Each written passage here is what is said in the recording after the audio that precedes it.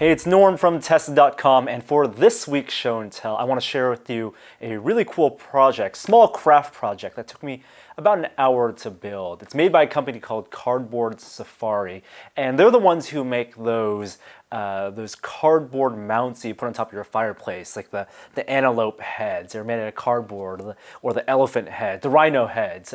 Not really my thing, but one of the things they do make that's really cool is a human skeleton made out of cardstock. So the way this kit comes out is that it's 10 sheets of laser cut cardboard, and the most taxing part of the build is actually just popping the sheets out of the cardstock.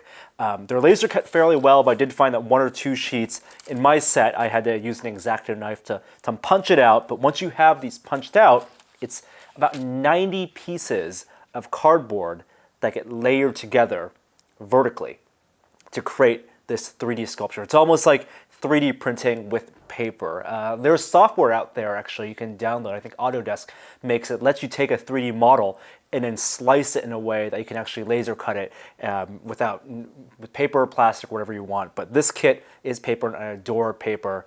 Cardboard Safari also makes a larger head, but I don't think that holds up as well. I like the thickness of the paper. I like that you can see the parts where I tore off the cardboard. It looks like a little speckling, and the way light bounces off the edges of this white paper looks almost like ivory, almost like actual bone.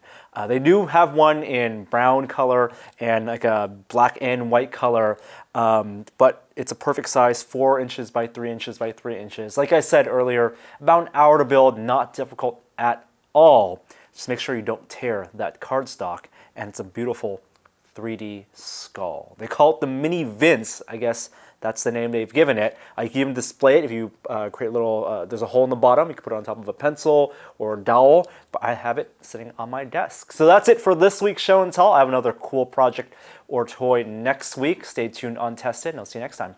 Bye. To make or not to make, always make.